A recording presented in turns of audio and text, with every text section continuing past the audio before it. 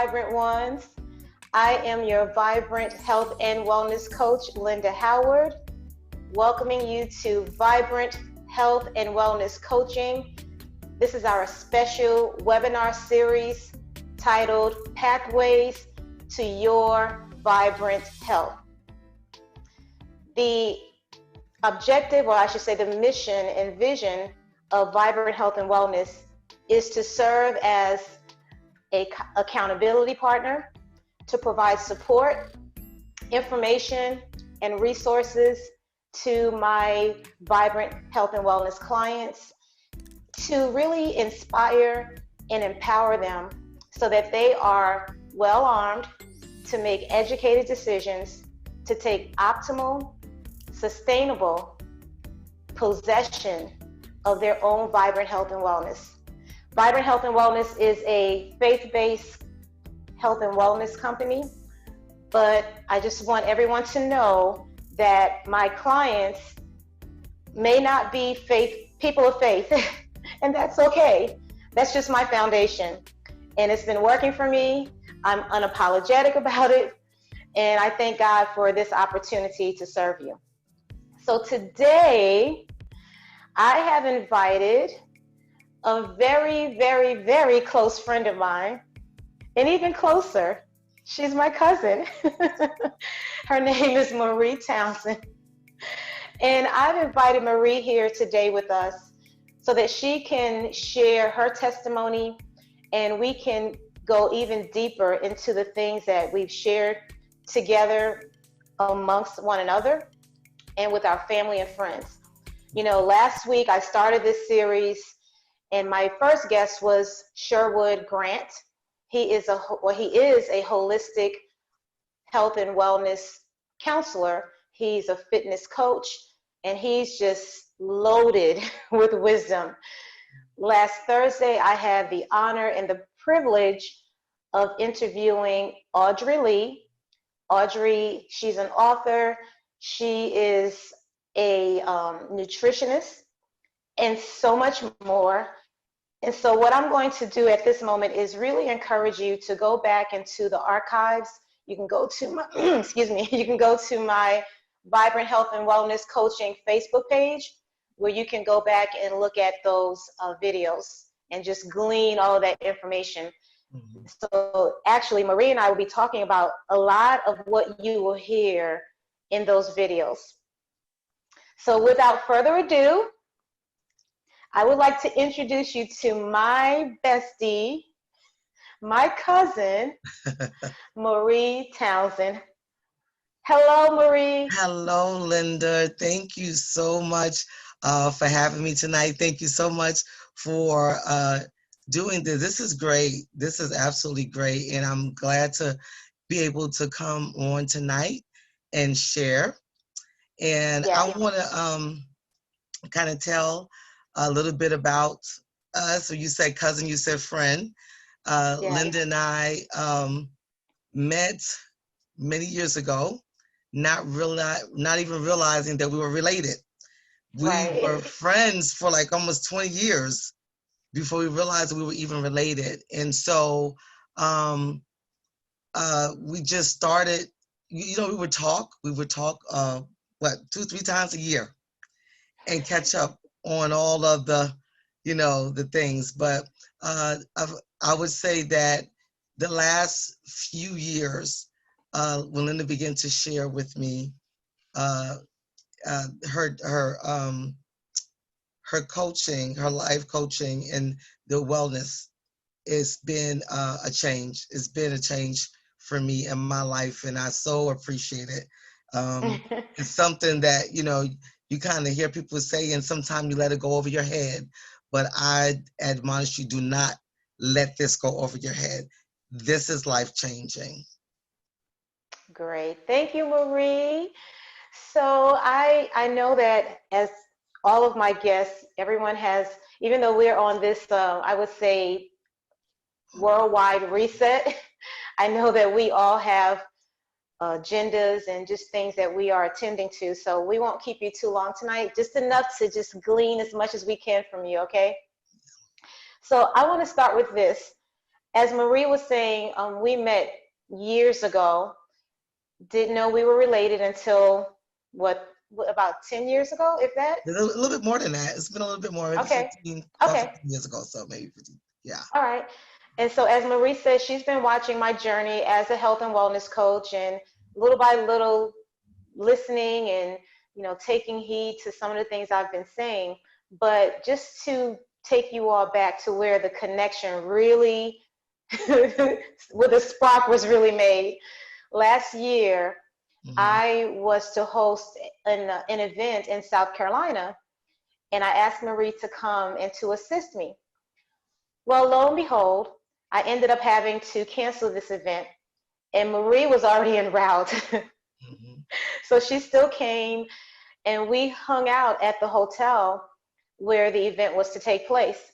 And as God would have it, that was prime opportunity for me to pour into Marie and for her to receive this precious seed that God has given to me. So she really was the one that I would say initiated the whole thing.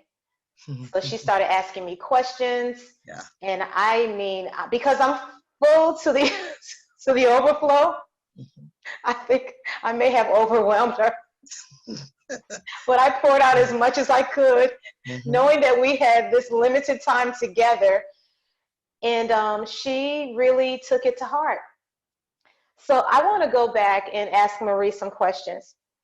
Yes. So, Marie, Mm-hmm. when did you first notice, or what were the first signs or diagnosis for you that something was not right with your health? If you can just give us a little background. Okay, sure. In 2006, I would be out of town in training. I was in actually Richmond, Virginia. And into the third day of the training, I woke up with a rash on my hand, on my right hand. And during the whole training that day, it was itching, really itching. And in a week, I go back home and I try to go to the doctor and I tell the doctor my hand is itching. He says, "Oh, well, you had an allergic reaction." So he gives me a shot, and I'm assuming it was a steroid shot. And he said, "You're going to be fine." Next day, woke up, no problem. 30 days later, same hand, same rash, itching. Went back again. He says, "Oh, you're eating something. It's a shot. I mean, it's an allergic reaction." He gave me another shot. 2 weeks later, he says something's wrong. So he sent me to primary care physician. They take this test. They say, "Okay." She said, "I think I know what it is, but I'm not sure." So they sent me to another specialist. They look at the test. They thought then that I had lupus, scleroderma, some type of severe autoimmune disease at that time. And that was 2006. It took them 2 years to figure out what they could call it. And till this day, has still never given it a name. Wow. Mm-hmm. So at that point, were you frustrated? Like, what was your feeling? Yeah, I was very frustrated because the rash turned into from my hand to my chest to my face to my back. Um, Severe pains in my muscles. I felt like I was 190. The pain to get up out of the bed in the morning, it was almost debilitating to be able to walk from my bed inside the bathroom, inside of my bedroom, just there. And the only relief I would get was to get into a hot shower, and it would somehow relax my muscles. And the rash was bad because if my clothes would touch my back or my skin, it was pretty painful. And I kept going to the doctor and kept going, and they could not tell me what it was. They said one thing and they said it was another thing, and I started asking family background, but it was frustrating because meanwhile I'm still in pain. I'm still trying to go to work. I'm moving slow, and this was 2006. I wasn't that old, so but I felt really beat up. in my body, and it was just medication after medication, blood stick after blood stick, tube after tube of blood, and still with really no definitive answer to what was going on. Okay. So that it's important for us to have you give that testimony so that we can kind of follow this timeline. Mm-hmm. So that's 2006, Yes.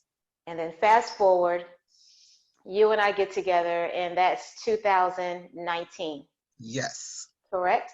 Yes. So at that time that we meet, what were some of the things that I shared with you that stuck, that had you to think, to start Some thinking and making the connections? Sure. I think just the idea that you were telling me that there was hope that I could be better. That was the biggest thing, because it was prior to us meeting, about 3 months prior to us meeting, I tried to get an appointment with a rheumatologist because I hadn't seen one in a while. And I was starting to experience, some symptoms again. And, so when we met, you started talking to me about, um, you know, the energy. And that was one of my biggest things, was having energy, because that's one of the things that I was fighting with, just having some type of energy. And I think, I took to that real quick, like, what do I do? So everything you told me was like, what do I do?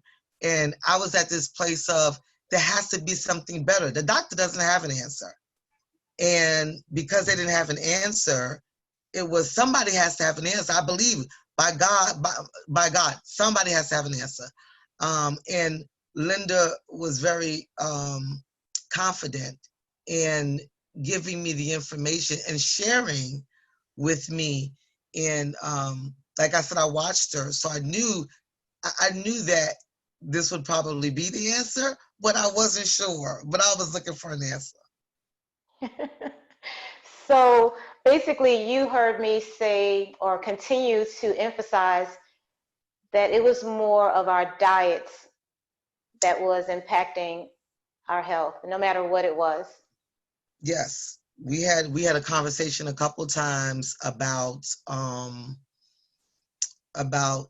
hereditary things that we thought were hereditary, and how we thought, and how we accept things because maybe mom had it, or dad had it, or grandmom had it, or granddad had it, and we accept it. But I think when we talked about that the first time, which wasn't even last year, I still held on to that. I held on to it, and I knew that it had to be. I just want to say, I just knew it had to be an answer, and I believed that. I believe, in my spirit, I believed that I didn't have to accept any sickness, that, especially when they never had a name for it. That was my biggest thing. You can't name it, I don't have it. I know I have the symptoms to it, but you can't name it. Something's got to give. And so, yeah, we did talk. We talked about diet, and the diet being a big part of how our body responds or don't respond. Absolutely. And one of the things that I know I spoke about with you is really helping you and all of my clients to see that usually when something's diagnosed, the emphasis is placed on the symptoms Yeah. and addressing the symptoms rather than identifying the root. And so if we don't identify the root, we can't eliminate or eradicate the problem. And so how did you feel when you got a glimpse that there was something that you could do about what was going on inside of you?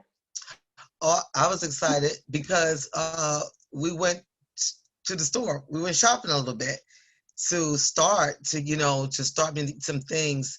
And I remember we went to, what was it, Whole Foods, I think we went to. And he walking Did around. we? And yeah, I think we did get to I Whole don't even Foods remember. in Charleston. We did get there, and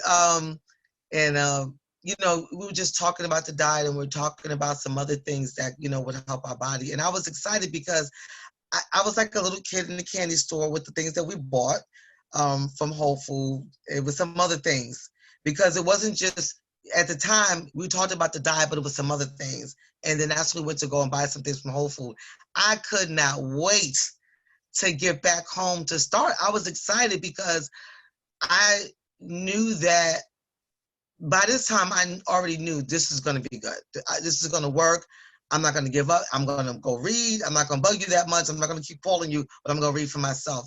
But I knew that at that moment that this could be better. So give us insight when you got back home. So I do remember now that we did go to Whole Foods. Yes. Because actually I went to the Amazon pickup center to pick up some supplies that I ordered for my event. Yes. And yes. It was all the way in Mount Pleasant. Yes. Yes. Yeah. Exactly. Okay, I remember now. And I do remember that I gave you some things from my arsenal, if you would. Yes, you did. Because I shared with you about my castor oil packs. Correct. Absolutely. Right? I think I also shared with you information about me finding out that I was deficient in magnesium. Yes. Okay, all right. Yes, So that was it. That's what we bought that day. The yes, all the magnesium and and you already knew that I was doing the green smoothies and that I Yes. was juicing on a regular basis, and Mm-hmm. that I had given up meat like years prior to that day that we were together. Yes. Yes. Did you have any angst about anything that I was sharing with you? Not at all. I really didn't. I was, we always we talk about the definition of insanity, right? Is doing the same thing over and over again, expecting a different result. Absolutely. So I don't consider myself insane concerning this because by this point it was years of um, medication to try to fix the symptom of what was going on with me, and it still was not working. So no, I didn't have a doubt that this would be different, and this was a change, and whatever it took for me to be better, that's what I was willing to do. Now, if you don't mind my asking, approximately how many different medications would you say that you've been on in, I would say, the past, with this 2006, say 14 years? So in the 14 years, if we're talking about specifically that element that I was telling you about, um, ironically, one of the medications that they were just talking about for the COVID-19 was the first one that I was put on, which was the Paquinil, the hydrochloroquine. That Oh, was the wow. first one. Yeah, that was the first one that I was put on. And I was on there for 2 years. And that one is so powerful that I had to go every month to go get blood drawn to make sure my kidneys were still functioning properly. And so after 2 years of that, they switched me to another one, methotrexate, which I found out later on that it is a cancer drug. And both of these drugs are immune suppressant drugs. So it suppresses the immune system because it's supposed to stop what it is that's going on. So is that, and I cannot tell you how many times I've been on steroids, prednisone, high doses of prednisone, where I can remember one time uh, I had a bad flare up after being in a car accident, and the dosage was so high that it my mood changed. It had me in mood swings and crying, fussing. And if anybody know me, I'm a little bit animated, yes, maybe a little loud, but cry and fussy, I'm not. But this thing had me so emotional. I was put on the medications, and like I said, the last what I can remember, very high dosage of prednisone. So I was always on steroids because the steroids would stop the rash. The steroids is going to stop anything. The steroids suppress every wrong thing that's in your body. So they would put me on steroids. I would be fine for a little while. And I don't know, anything would flare it up, whether it be the rash or the pain. The cold weather is excruciating. The air condition. So in the wintertime it would be painful. Summertime would be painful because of the air condition. And so the medications were, I think it's Celebrex at one time. I mean, just several different medications because I was not responding to any of them for maybe for a short period of time, but nothing long term. Okay. All right. So now we want you to walk us through the exact changes that you implemented in your lifestyle when you got back home to Virginia Beach. Okay. When I got back, one of the first things I did was Linda and I, she spoke about the magnesium. And I started taking the magnesium because we bought that while we were in Whole Foods. Went and bought my orange juice because she said that's all you can take it with. And I went to buy the orange juice, and the magnesium was something that I really wanted to take, looking at the benefits and of the magnesium. So I began to take it, and I began to read. And as I read, I thought to myself, I said, well, I have to take this for orange juice, but if I take my orange juice, they diagnosed me with also with acid reflux. I said, the acid in orange juice is going to tear my stomach up. It's going to be hard, but I want to do it anyway. But I realized after about a week of taking the magnesium every night with the orange juice, the opposite happened. The orange juice didn't bother my stomach. The magnesium somehow calmed my stomach. And I read that as I was reading and researching that magnesium was good for acid reflux. So where it before I had a hard time, I told them that I couldn't even lay flat because of the pain I would experience. That's not an issue anymore. I can lay flat. I drink my orange juice still every night. That was September last year. Still every night. I do that. Then I also did the castor oil packs, which at first when I did that, I wasn't really sure what it was going to do, but I was so adamant that I wanted to be better. I was just going to do it. So I did it. And I think I got a little reaction at first, but I was okay with it because I read before I did all the, she told me, I believe what she said, and I continued to read. And so I'd stopped eating meat, not because of a conversation her and I had. She never said, oh, don't eat meat or meat is not bad for you. She never said that. There was something that I saw that absolutely turned me off, and the meat was gone, cold turkey. And I'm grateful for that. It was gone. I saw I hadn't eaten meat since September. But I did change, and I started eating more vegetables and fruit. And I wasn't a real takeout person anyway, but definitely stopped the takeout food. And it was just different. I would go in the store and walk around the grocery store for God knows how long because I was reading everything on every label. Wonderful. Yes, everything, every label, and even realized that frozen vegetables weren't all that innocent sometimes.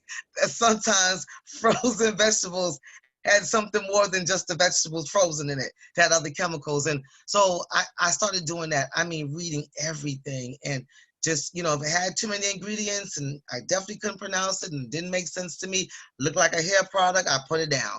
Because sometimes that's those things, so started eating better, started cooking at home more.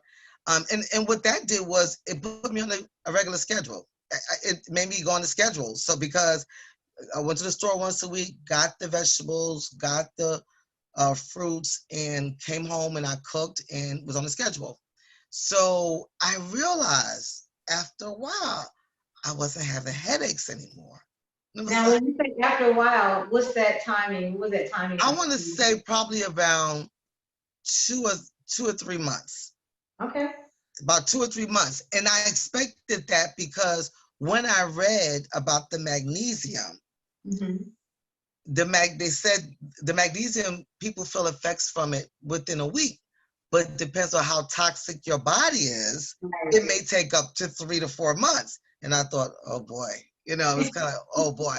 But about 2 or 3 months, I realized I wasn't getting these 2-3 times a week headaches. And then December came, or the end of November, when I felt like I was sick, and Linda laughed at me. You know what I'm talking about? I'm laughing with you. You're laughing with me, with me. But at the end of November, I, I, I ended up with a fever, and I didn't know what it was. And I came home from work, and I laid on the bed, and I took my temperature, and it was like 101.1. And I thought, am I getting the flu? No, I don't get the flu. I'm not getting the flu. So I laid down, woke up the next morning, felt like somebody had beat me up, didn't go to work.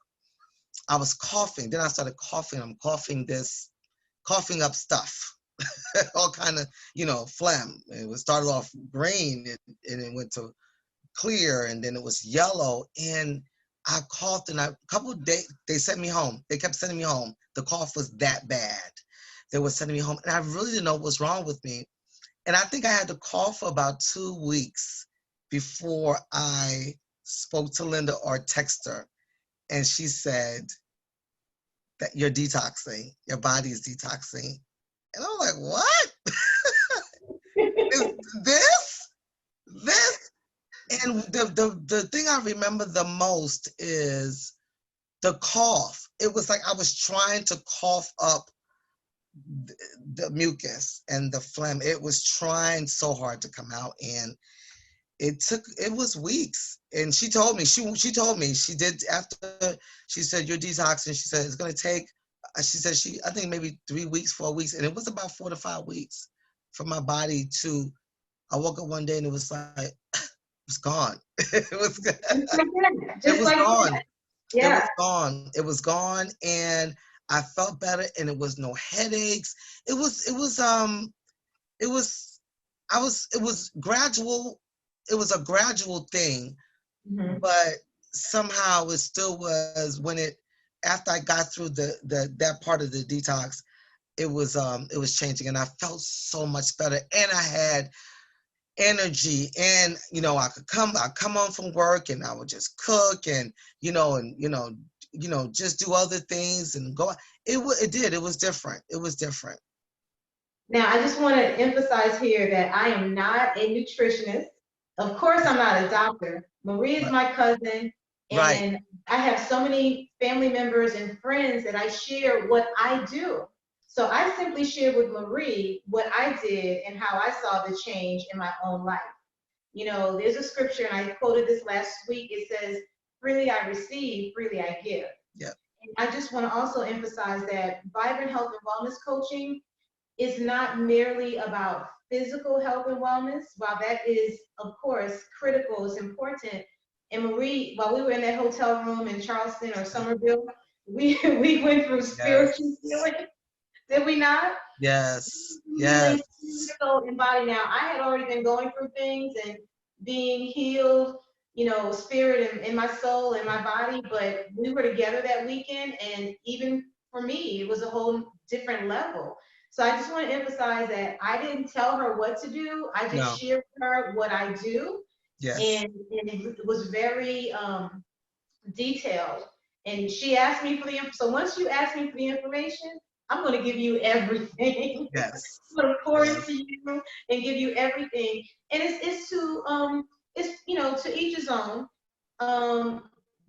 Because some people have ears to hear and eyes to see, and some people may not even want to hear what I'm saying. But Yes. it just was so that Marie wanted to hear it because she was resolute about doing something different and Yes. getting a different result. And Yes. so, with that being said, so you go through this detox and you come to this end. And Yes. I also remember you, like you just said, I did forewarn you of the detox symptoms. Yes. Oftentimes, I know even for myself that when I went through, I would say, two severe detoxes, right? And Mm-hmm. had I not done, I mean, in-depth reading and researching and discovery for myself, I would have thought that I had a severe flu, you guys. And I Yes. didn't get sick. You have to understand Yes. this.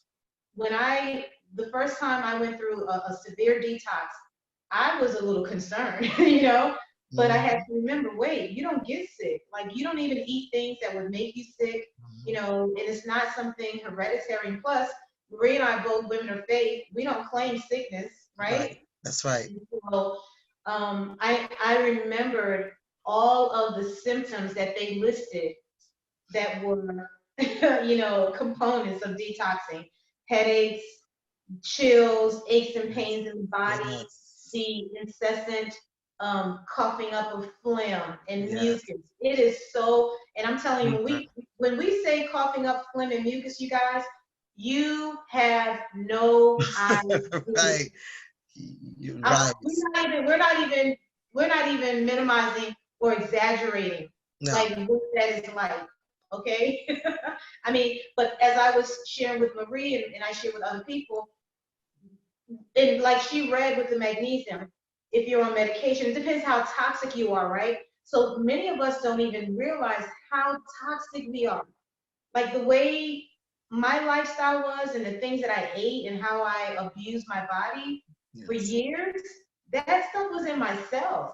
It Yes. was at cellular level. And so once you start giving your body all the things that it needs to stimulate the healing response that your body is created to heal itself.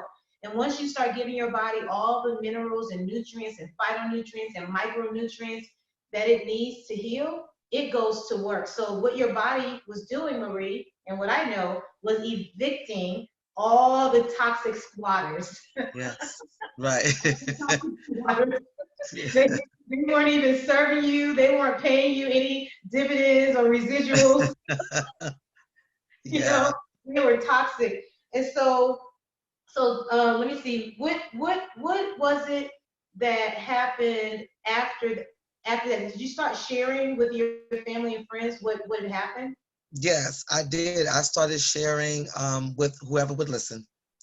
And because when you see people, because what happens too, once you realize that something can help and you identify what hurts, that thing that hurts is magnified. In other words, so now I go to the store and I see these things with all these chemicals on it, in it. To me, that looks big, and I stay away from it. So when I see other people going after that, I want to save them. It's like I want to rescue them. Like, don't do it. Don't do it. And so I begin to talk. Of course, my family, my children, and people I work with, and yeah, I share. And uh, I think Linda, I shared with one of the women that works for us, one of the employees at my job, and she was getting ready to have thyroid surgery. Mm. And she has thyroid problems, and she looks perfectly fit. She's got to be a size 8. She looks fine. She looks healthy, but she's very sick. And so she told me that she ate ice cream every day. Now, this woman don't have an ounce of fat on her, not at all.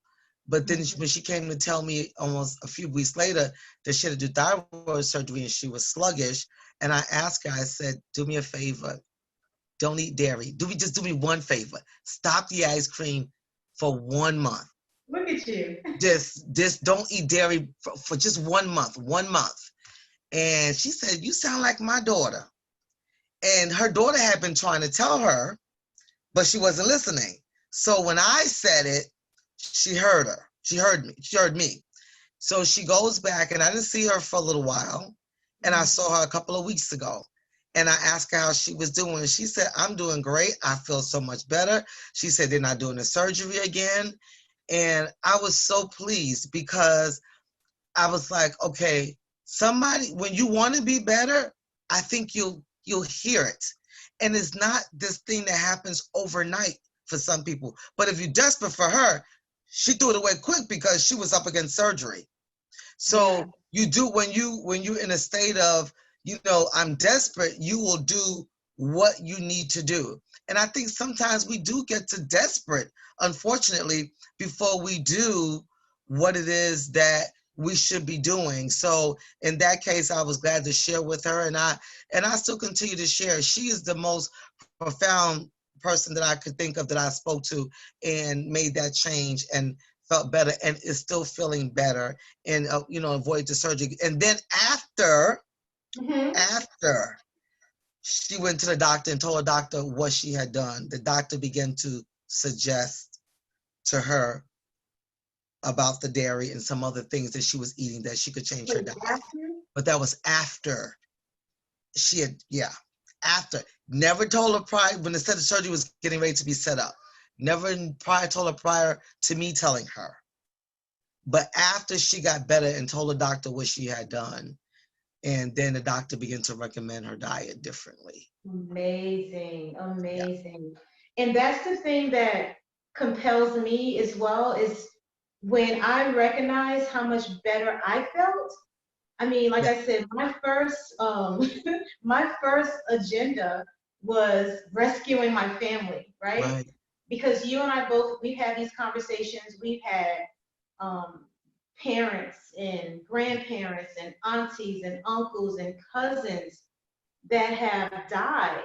yes, And we know these were all premature deaths. I mean, now that we know what we know, right, right, Marie? right. We That's realize right. that Absolutely. these were all premature deaths. And that, the Bible says that God says, my people perish for a lack of knowledge. Hmm. And Hmm. so it's not condemning for us to admit, for us or for our family members to admit that it's simply ignorance that kept us Yeah, um, captive, if you would, and in bondage to tradition, right? Foods that were passed down from one generation to another. And if I share with Marie how I wrote down the names of family members who had died in the past, what I would say 30 years, and the deaths were all cancer, and not even cancer. I have to say, it wasn't the cancer, it was the complications from the what do you call it? The treatments treatment. that Yes, they had once they were diagnosed. So the the chemo and radiations, or the after effects of whatever they were being treated for when it came to dialysis, or all of that. But all that to say that, when we look back, it was really the foods that we were eating, the foods that, that we had been given, and we didn't know that it was harmful to us. So if my family or any of my friends want to accuse me of being, a little overzealous, I'll take that blame, yeah, because this is a matter of life. This is a matter of life, and you don't have to be sick, and you don't have to die early. And I'm not, by no means am I confessing anything negative, but I'm just saying, one time I asked God, Marie, Lord, I mean, we're blessing our food. Like we're right, we may not be lifting it up to you like in the movies, right, but we are blessing our food, and we're right. thanking you for what you have given to us. Why are there so many deaths in the faith community? Why are the people of faith dying of the same diseases that the world and those that don't know Jesus are dying from? I mean, there should be some indelible mark, right? There should be some difference between us and the world. I mean, I don't believe it's our faith. I believe it's the wisdom, it's the knowledge that we don't have. What do you think about that, Marie? Yeah, absolutely. I think one of the things that I think that when I came back from South Carolina after we visit, and I'm not sure we talked about it, but I did begin to think more about, what the will of God is, and that is not for his people to perish. And the thing that kept sticking out to me was what was wrong with me. So when they tell me, okay, they tell you, your body's going through these changes because your body, your own body is attacking your muscles, or your body is attacking your skin. And so the more I thought about that, and the more I thought about that, I'm thinking, okay, well, God created us and he gave us a body that's not going to attack out. It began not to make sense to me. It Mm. began not to make sense to me that this very body that I have would attack the very body that I have. It didn't make sense to me that God would create man in general, and the very being that he created would destroy itself within itself. That's the part that started to resonate within me. And the more I would think like that, the more I understood that it has to be the outward thing, it's the exterior. Something's coming from the outside damaging the inside, not the inside damaging the inside. I don't believe that there's anything in my body naturally that will destroy something in my body. Because if it's going to destroy my muscles and it's going to try to destroy, attack, they use the word attack. They use the word attack. It attacks your muscles and attacks your skin. Well, then what stopped my bones from attacking my muscle? I don't under, it was like I started thinking about, so then why is my muscles not attacking my bone? Why is my veins not attacking my arteries? I don't know, but it started not to make sense to me. So when it started, the more I thought about it, yeah, this is an intruder that's causing this issue. This is not the creation, uh, uh, how God created us. This is an outsider that's coming in, that is intruding, and the inside is trying to say, get out. And we keep feeding ourselves with the intruder, and the body's trying to say, get out. And after a while, like you said, it becomes a squatter. And the squatter turns into high blood pressure and diabetes and what they said that they think I had, and all these different diseases. And so I'm like you, by no means do I claim to be a doctor, but I do know this. I do understand that chemicals in the body is no good. I understand if I read a package on a pizza one day in Walmart in my readings, I saw 10 lines of ingredients on a square, 10 lines of ingredients, about 4 words on each line. 10 lines of ingredients on a cheese pizza. I was just looking, because by this time I'm just, and I noticed that. So you start to wonder, it made me wonder. So if I eat this pizza, I got 10 lines of ingredients, and I promise you, I couldn't pronounce most of those words. I would have to get a dictionary of some sort to look up most of those words. And cheese, I knew. Cheese, I knew. But the rest of them, and the more I would read and the more I understood that, looked, the more I understood that when we are sick, and for me, and I'm talking about me, I knew that what I was eating and how I was eating was contributing to me being ill. And did it happen when I was younger? No. But how many years do you have to take poison sometimes in small doses, so to speak, for it to begin to affect you? And that's how I begin to look at it. So I see it this way: when our body is reacting because there's an intruder that's trying to fight it off. And just like when we went through the detox and I had that fever for a day and a half, well, I know a fever, fever's not always bad. A fever is recognizing that there's something inside that needs to, the body's trying to heat up to get rid of. So I understood that. And at the time, I didn't understand what was going on then, but I understand that in general. So, but just knowing what I know now, and still, this has not been a year for me yet. So I'm still going along, and I'm still walking, and I'm still learning, and I'm still reading, and I'm still understanding. But as it's happening, I try to grab everybody I can grab and tell all who I can tell what little bit I know so far. But that's so yeah, what little bit I know. It's life changing. Yes, it is. It's life changing. Yeah. And I mean, so when I asked God that question, he said that my people are eating the same food that the world is eating.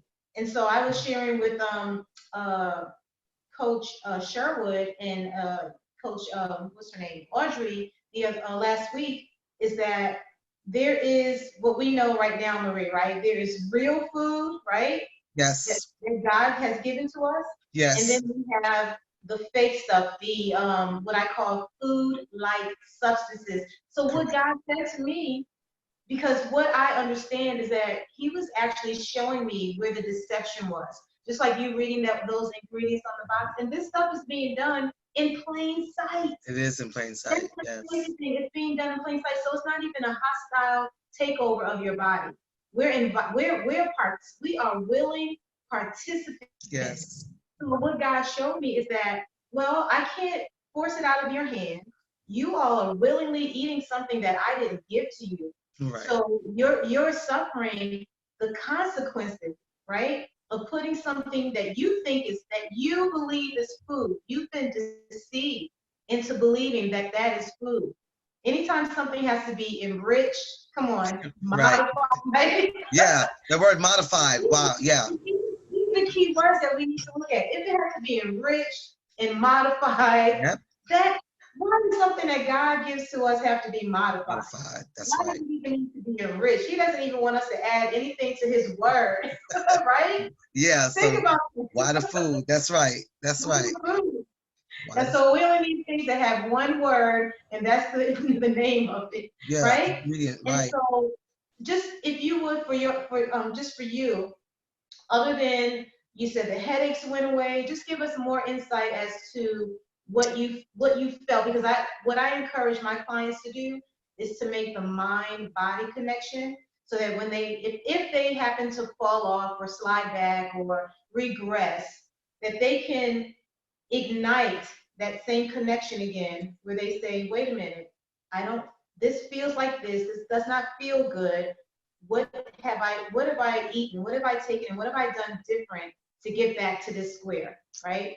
Yes. So So how did you feel better? What's some other things that you felt? um well, I can say that when you talk about igniting the mind, I after months of not eating dairy, and I think in February I called myself putting I had a cup of coffee at work, and I put a little tiny cup of cream in there. I thought, oh, this is not gonna hurt. I done went through this detox. I drank that coffee, not even the whole cup, which means I didn't drink the whole little cup of cream, and hacked up mucus for the rest of the day.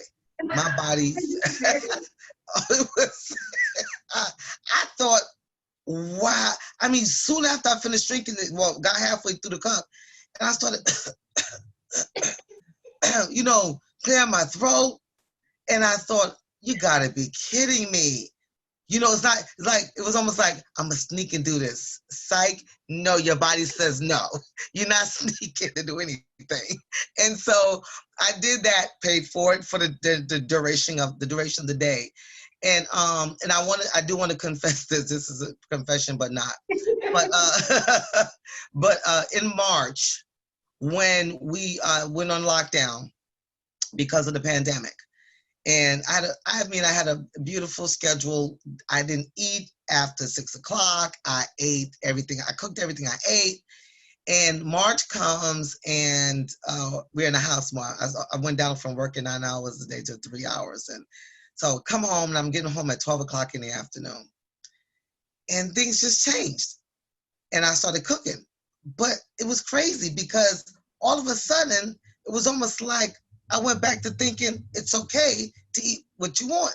Now, I didn't go back totally, but I ate the fish that I would normally bake and fish I would normally put in the air fryer or the oven or the stove.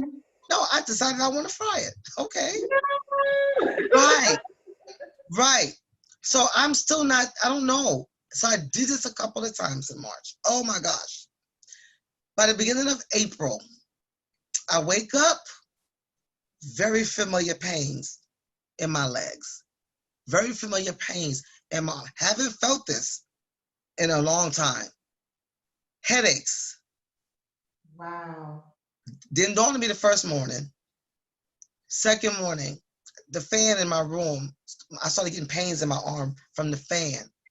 That's when it dawned on me that these were the same symptoms that I was having before, prior to me eating the confessed fried fish more than a couple times in March. This really blew my mind. This really blew my mind. I was fine. every everything including rash. I wound up getting a rash back, the pains in my leg, my arms, sensitivity to the cold, and I thought, okay, you know what? That's it. I I got it. Now I get it. Like I get it now. Like you don't have to tell. So I went through that, and I remember as soon as that happened, and when I recognized what was going on, I went and I used the castor oil pack. And I thought, I said, yeah, I gotta get a detox somehow. And I used it, I think 4 days straight. By the second day, the itching from the rash started dying down a little bit, but it wouldn't go away. But the pains in my legs and my arms went away. Nope, it was gone.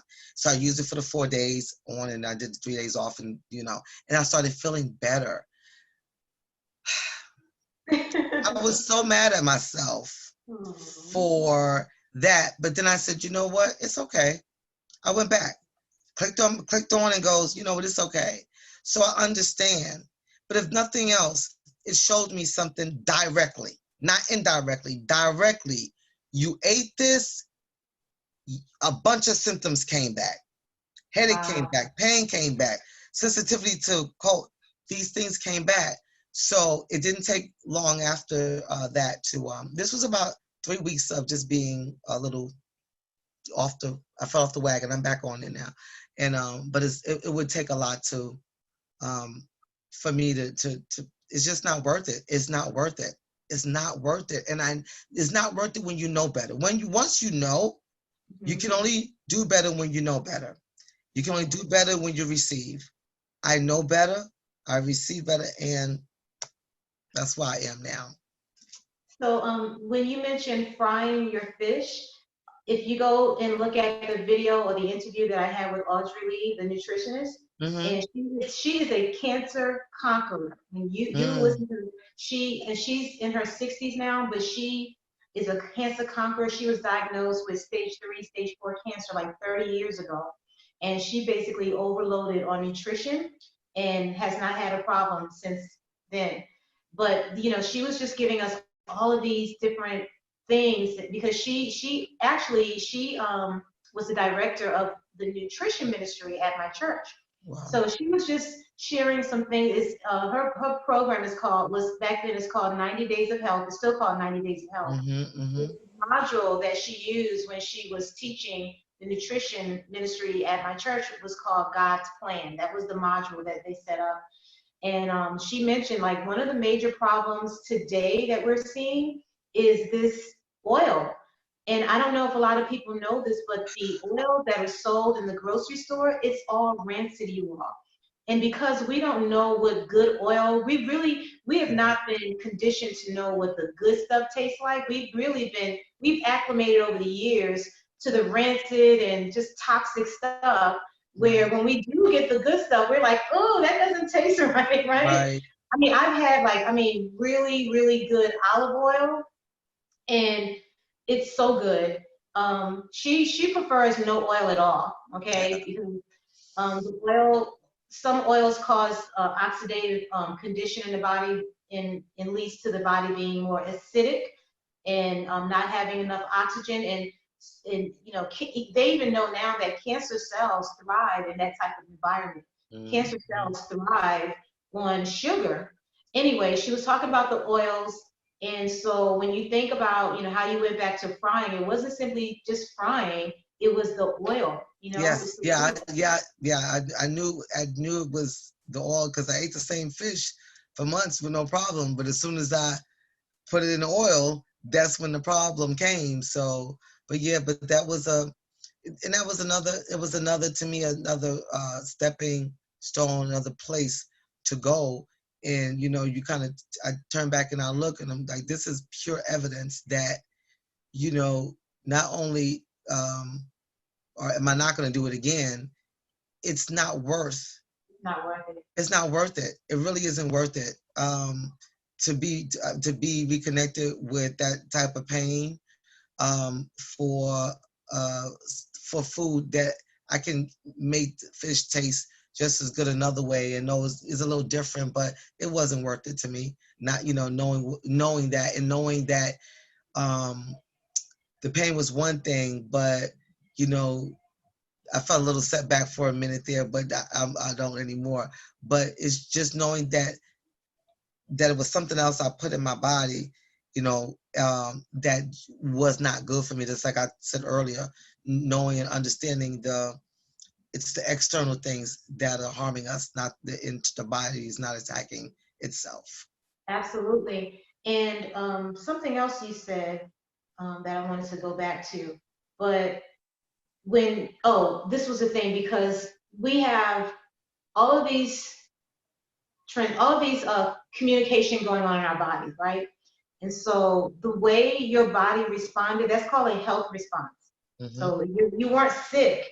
It's just that your body was simply doing what it was created to Right. do. Right. That's all that was. Right. And that's why I told you no condemnation, because I think you were concerned about having to go through that major detox all over. That's why I said, oh my God, yeah.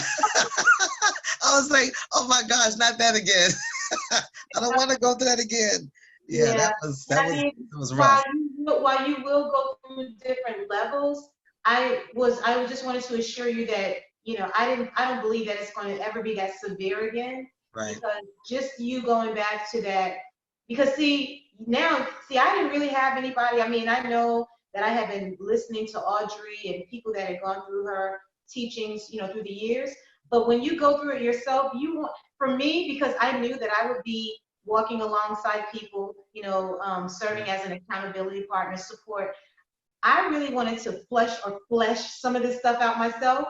I Right. wanted to see, is it really the bread? Is it really, the fried stuff? Is it really the dairy? So I used myself as a guinea pig, and I would go on it and off of it. And every single time I got the same exact result. I felt horrible. Even my clarity and my thoughts would diminish and just, be fleeting. Yes. I mean, my rest at night was not, I was not having quality sleep. I mean, the pains in my joints came back. So it was like, duh, it's still the food. All these food-like substances is not going to change. Yeah. And so, yeah, you get to that place where you recognize that what you've been doing has not been serving you well. Yes. What you've been putting in your body has not been serving you well. And you can take authority and empower yourself. I love the fact that you read a lot and you research and you don't just take my word. I mean, you do to a certain extent, but you can still add to, because this is not simply an experience for me. And it sounds like it's not just an experience or one-off thing for you. We both realize that this is a lifestyle now, right? Yes. And I don't really like prescribing to, are you a vegan? Are you a vegetarian? I just like to tell people, you know what? I love whole food and plant-based diet. I love, the natural things, because I see how it adds to me, spirit, soul, and body. And so I wanted to ask you, so how are you feeling now? I feel good. I'm getting back to where I was, and I wanted to share about when I was telling you about the rash that I had, and when you and I were talking the other night. Okay. And I had the rash on my arm. Yeah, you told me about that. Yes. Yeah, and that rash on my arm, and I went back, like, using the castor oil packs and stuff, and but this one, it was hot. It was a hot rash, which we know, like you said, inflammation was there. It was hot. It was very painful, and it was itching. And that night we talked on the phone, and I kind of teased you, and I was like, as soon as you started talking detox, that rash went away. It did not stay around. It didn't stay around, because after we got off the phone that night, my arm had been itching for over a week, maybe a little bit longer. But after we talked that night, it was gone. And so I'm grateful for that. But I know my body is healing. Yeah. Because I got rid of some of the things that I tried to put in there for. And it was about, the thing that made this so interesting to me was, it was about 3 weeks before my body started responding. 3 weeks of eating differently before my body started responding back to the pain. And something you just said too, my sleep got thrown off. The headache started coming back. I mean, literally, it was only about 3 weeks before I started feeling these symptoms again. That's why it's not worth the time it takes to come back, you know, to come out of that, especially when you were feeling really, you're feeling good and you had no problems. But I do feel a whole lot better now. I do, because it's been, I don't know, it's been about a month. Been about a month now since since that was. But yeah, that was a lesson learned. Well, you're back on the road to vibrancy. Yes, And absolutely. it's a journey. Health and wellness is not just a state of being. It's, you're ever emerging, you're ever growing. And, I believe that we all have this opportunity before us to just continue to learn. And, I don't ever want to get to a place where I think I know it all about, Right. my diet, my spiritual health, or my mental well-being. There's so much to learn, and there's so much to share. So what's your heart's desire? We talk about this, but when we think about our family, our siblings, your father is still alive, right? Yes, My yes, father's still alive, my mother's still alive. And I shared in my invitation and on Facebook and Instagram how I know that many of my health and wellness colleagues will concur with me when, we say that we saw the changes in ourselves and with mhm, our own clients. And oftentimes we're so excited to share this information with our family, yes, and it's not always well received.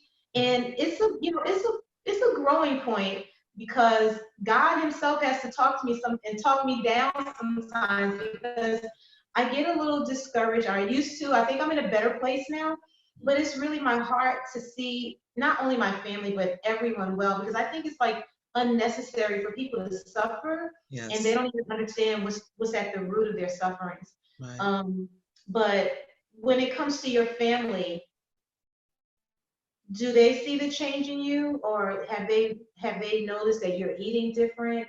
What have they noticed about you? What have you Yes, shared with yes, they do. I have. They laugh at me. I think one of the first things was Thanksgiving last year was with my son in Florida. It's like, Mom, what are you going to eat? Because I wouldn't eat any of the meat, and I'm like, no, I'm not going to eat that. That's fried. And they saw my son, my daughter-in-law. They saw the changes, and then the joke is, she's a, what do they say? They call me a vegan on steroids or something like that, which I'm not even nowhere near there, nowhere near a vegan or anything like that. But yeah, my kids definitely see the change. And I'm in the house with my younger daughter, my youngest daughter. And what's interesting is we eat totally different.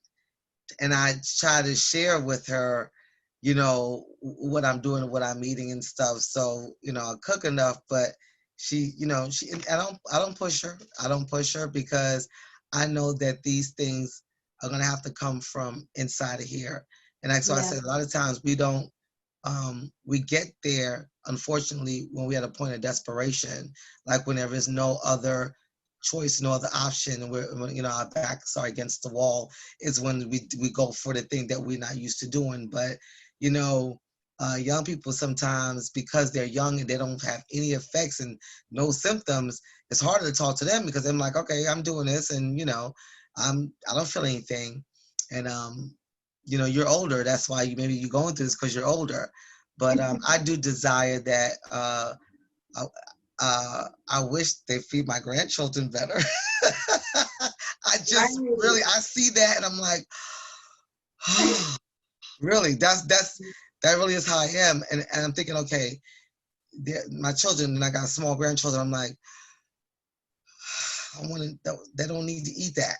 That's kind of how I am. I'm looking at that, and just don't know no better. And I didn't either when I was that age, giving my children all them chicken nuggets. you know, because that's what they wanted. Right. You know what I'm saying? You're It not just, alone. I yeah, have my hand raised. You're not alone. You're yeah, not alone. exactly. But Not, that's a part of the heritage, like I was stating earlier, that was passed on. You know, there's a scripture in the Bible that says a just man, right, yep, leaves an inheritance for his children's yeah, children. And I yes, know for myself, oftentimes I just thought about, you know, spiritual wealth, right? You know, yes, I want to teach my children about faith. I want to teach my children, you know, about just the power of God, the anointing of God, all those things that are spiritual, but it should be on every level yeah, that I we agree with you with that. inherit to our children. And so I often ask, you know, my friends and my family, even my colleagues, what type of health and wellness inheritance are you leaving? Are you establishing, even while you're alive, for Hmm. your children and your children's children, Children, right? And so yes, I hear you when it comes to your grandchildren, because we did and we gave to our children what was given to us because our parents didn't know, their parents didn't know. correct. And when you think about just in terms of the African American history in this country, well, if you go back to what the slaves were given, it was the scraps off the That table. is correct. You know, it was the leftovers. And we've taken that and called it our tradition Yeah. when really it wasn't good for us. It was, And here's the thing, too. Another thing that we don't recognize is that the food that my grandmother ate, your grandmother and your grandfather ate, and the quality of it and where it was sourced, it is totally different now. yes, Okay, absolutely. I mean, we have so many GMOs, genetically modified organisms out there now.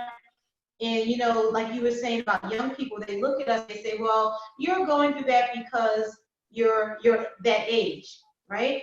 But what they don't know, and if they really did some researching and just a little, I mean, just surface researching, they will find out that there are more people in the ages of 30 that are experiencing heart attacks now, Yes. strokes. It's Hmm. not, it's no longer relegated to, you know, someone that's 50 and over. Now we're seeing, I mean, all of these reports of younger people, and it's not a generational curse. It's The only not thing generational, the only thing, because Jesus, the Bible says, where is that in Galatians, 3 and 13? It says that Jesus became a curse for us. us. So Yeah. we're not under a curse, No, right? that's right. So the only thing generational, the only word that we should be able to look at really is the food that's Yeah. been passed on. And if we look at the list of all the family members that have died, it's been that same thing through the generations. And Yeah. if we look at what they ate, let me tell you, the most heart-wrenching time for me is the holidays. When I started seeing people Yes, posting pictures of their Thanksgiving and Christmas, and I agree. anytime people post pictures, I really have to almost sit on my hands. I, I want to be like Medea. It's yeah, like typing away. I But experienced that for sure last year. I think, I mean, I didn't eat like that anyway for a couple few years. It's been years since I really ate like that anyway because I didn't like the feeling of that fullness. But last year, I think what you know, you on social media, you see all these spreads and all this stuff, and you think, oh my gosh, no, this, but that's why. That's what's generational, not the it's the cooking that's generational, and that's why it looks like um right, you know, it looks like this happening, this family. Yeah, if you have the same genes and you're eating the same thing genetically, you're gonna get the same diseases. right. You But know people that. don't understand how that works. People don't understand how that works. There's a word that I want everyone to look up when it comes to what you just said in terms of, okay, you're eating the same food, you're affecting your genes the same way, right?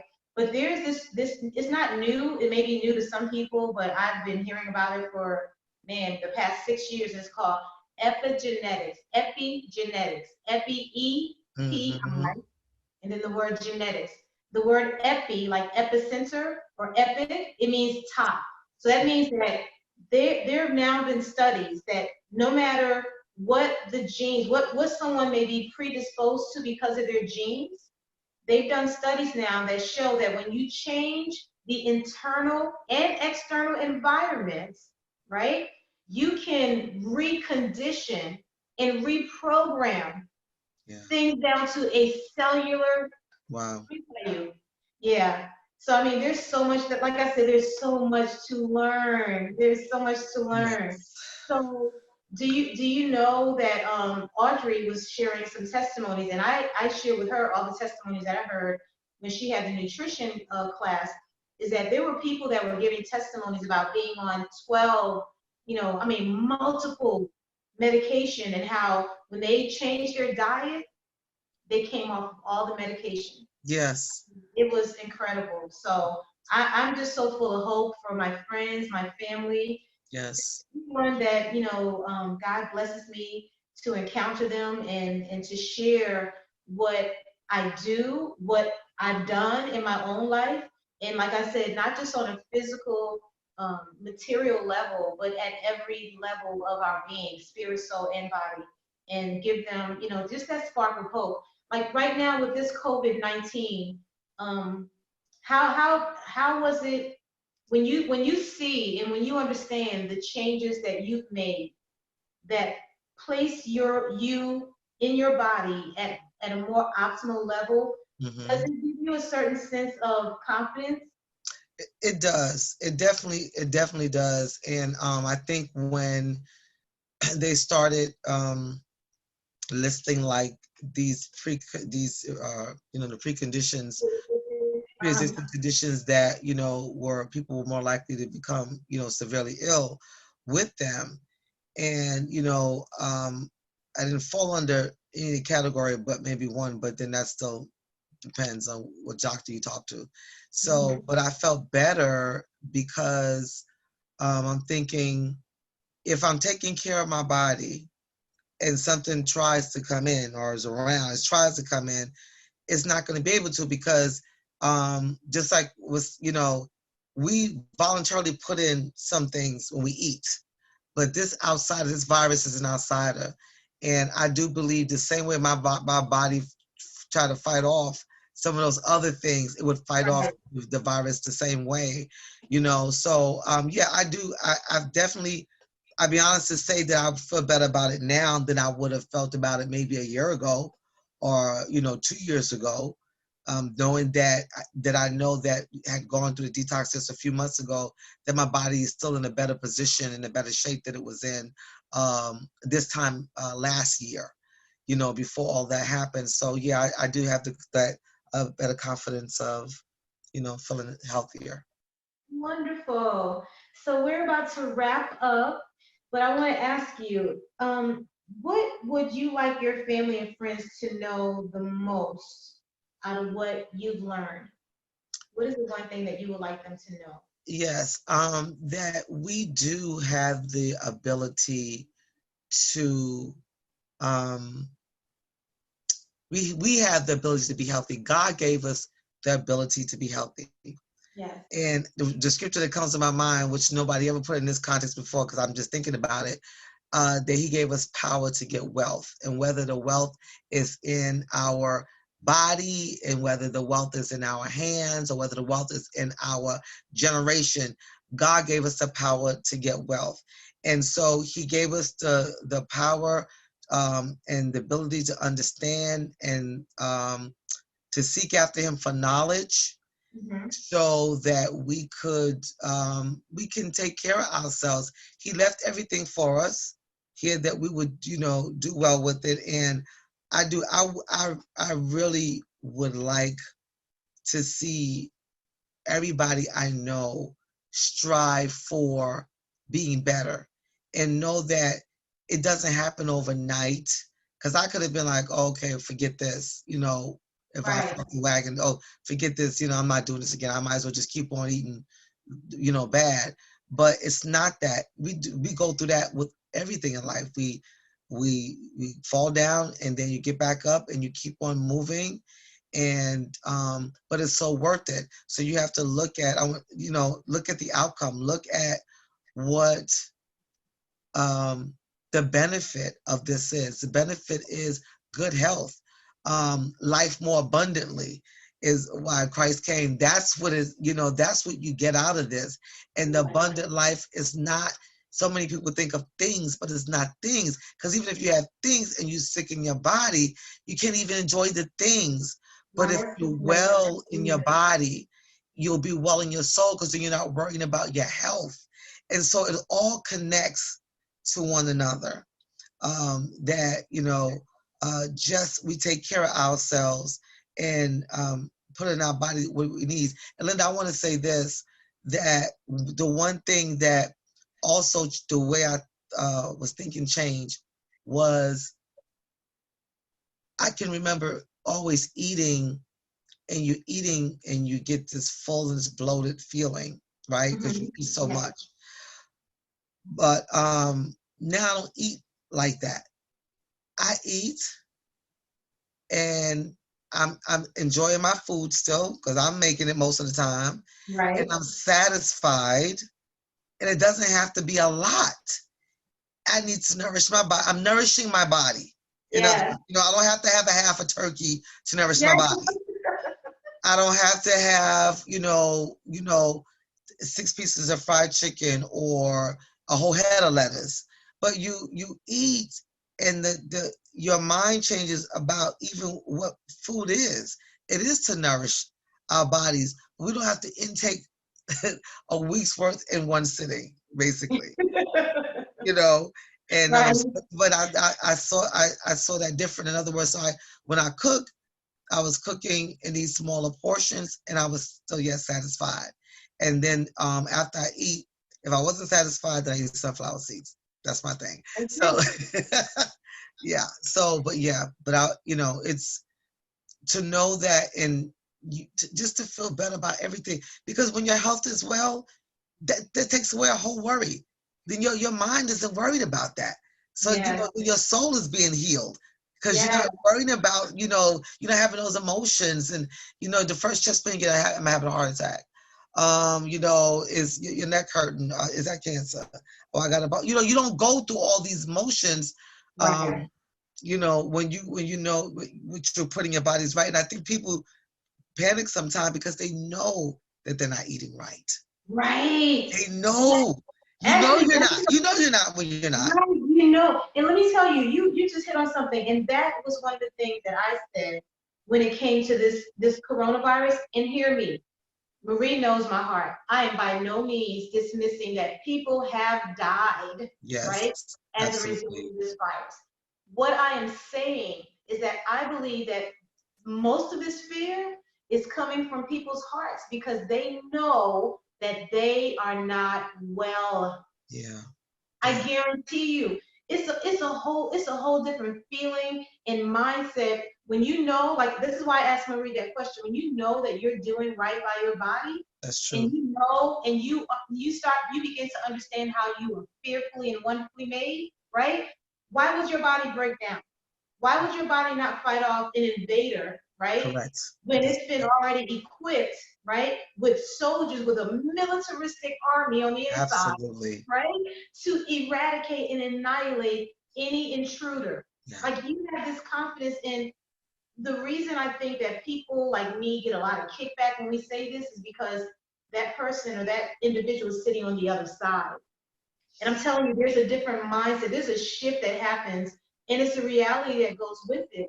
Yeah. That I can tell you, and you know this, I haven't been sick in over what, 18 years. Right. And so why would I be afraid? I mean, I take precautions because it is, my obligation and my responsibility towards other people. But if I had the option, I wouldn't be wearing masks because I wouldn't, in terms of me catching something, you know, Mm, I wear a mask because I'm protecting someone else, right? right. But if I had the option of not wearing a mask because I didn't want to get infected, I wouldn't wear one because I can't. And I know some people are going to come at me because of that. But I'm Right. telling you, I know how I'm fearfully and wonderfully made on a spiritual level. I know on how do you say on a what's the academic level, right? Yes. In terms of physiology, and I know on a physical level in terms of how I feel. I feel great. I feel like I could jump over the moon right now, right? Right. One thing I wanted to point out, Marie and I were talking about this, is that, I'm still very, I don't want to say leery, but just concerned when they see things. concerning this COVID-19 that, oh, this person was perfectly healthy and they died, right? And and you can't make me believe. You can't say that though. Believe that that person was totally perfectly healthy. You just cannot. You cannot. And so, like Audrey was saying, and what I said too is that it's not just the pre-existing condition, it's the condition in the body that exists, right? Because of the foods that we're eating, and we don't know that that condition is there, like inflammation, and we don't know what contributes towards that. And that's why it will be, I mean, just my life journey is just opportunity to educate and to just hold up the flag and the banner to tell people, you know, you can be free, you can be liberated, and this is how you can do it in Yes. the name of Jesus. Name And it. so, are there any closing remarks that you wanna, any comments you wanna leave us with, Marie? I think the only thing that I would say is that um when we take care of ourselves, we love ourselves. Yeah. I think when you take care of yourself, you love yourself. You don't, when you don't, if you have never heard this message, then maybe you don't know how to do that. But once you hear it, then you have an obligation to yourself to make yourself better. Once you hear it, you have an obligation to yourself to make yourself better, because who doesn't want to be well? Right. Who wants to be sick? Nobody. Everybody wants to be well, but you can't be well by having sick behavior. So I say, love yourself enough and take the journey slow. And slow as you go, because you might start slow and you may pick up. But I say take it slow and don't be discouraged. And because that's what I'm doing. And even I feel like I'm slow walking this in a sense, but even in that, there's still humongous benefits that I've already seen. So I say, love yourself and enough to take care of yourself. Amen to that. And I just want you to know, my friend, my cousin, I love you. Yes. And I thank God for you. I thank God for connecting us all those years ago I when we didn't know. know we were cousins. I I mean, we know. called ourselves as cousins, right? But we didn't know just how close Right, we we could didn't be. know. It was kind of a pseudo thing at the time until we found out it was real. Yeah, Right. We just need to share with them that we found out. So I didn't grow up with my father, right? And when I found out who my father was, and I told Marie, come to find out, our fathers right. are cousins. They're Okay, related. right. And And then so, my cousin went to go researching it. My yeah, oldest cousin on my father's side, and she went to go researching it. But that is how we found out. Yeah, yeah, that we were cousins. But people always thought somehow we looked alike. yeah, When somehow. we were going to school, I think it's the The high cheeks, the big. Yeah, cheekbones. Yeah. yeah, Yes. yeah. But you know what? I just want to let you know that I love you, and I just feel like our relationship has gone to another depth, another height. Yes, You know, we could connect on a spiritual level. We could even connect on an intellectual level. But I believe that we are the fullness of what God desires. And what's that, 3rd John 2? He said, I desire that you, beloved, I desire that you prosper and that you be in health even as your soul prospers. prosper. And 1 Thessalonians chapter 5 and 23, where it says, Yes, God will preserve us blameless, spirit, soul, and and body body. until we come Yes, to Christ Jesus. And yes, so I'm so happy that we can connect on this level. And I'm just asking you, and I know you're already there with me, but I'm just asking you to continue to help me hold up the banner so that yes. others will come in, not only our family, but friends and colleagues will come in, and that we will live this abundant life, you all, that God has given to us, that He desires us to take ownership and possession of. Hmm. Okay, so Yes, I'm not fussing at you. I'm not, by no means is this to be taken as condemnation. And you know, I hear people saying all the time, "Oh, let people do what they want to do." But what, you know, like I told Marie, what I found out is where the deception was. Right. Sometimes people don't recognize where they're being deceived. And Yes. that's all this is. So there's that element there, and that's what we're, pulling the covers off of the deception. Yeah. Offer. Yes. Yes. All the captives will be set free. So Yeah. with that, I just thank you all for joining us again for another segment of Pathways to Your Vibrant Health. All right. Join me again on Thursday, this Thursday, where we'll have another guest. I'm not going to tell you who it is. We'll have another guest. I just felt that it was important for you to hear this remarkable testimony so that, sometimes we need to hear other people's testimony so we can say, wow, that was happening with me. And so that you know that you're not in it alone. Right. So I'll have another guest on Thursday at the same place, same time, right here on Zoom. And so I'm inviting you, invite your friends, invite your family members. And, on Thursday, when we hear what my guest has to say, I'll open it up for questions and you will receive your answers. And if they don't know, I'm sure they can lead you to the proper place to get the information that you need. Yes. Okay. So I am your vibrant coach, Linda Howard, always lighting the path to a brighter and healthier life. And as I always say, if you are going to live, choose to live vibrantly. I know I have, right, Marie? How about you? Yes. Yes. And I choose to live vibrantly. Yes. So we'll join me here on Thursday, like I said. And until then, bye-bye. Hi, Thank Marie. you. Thank you so much. Thank you so much. Love you. Mwah.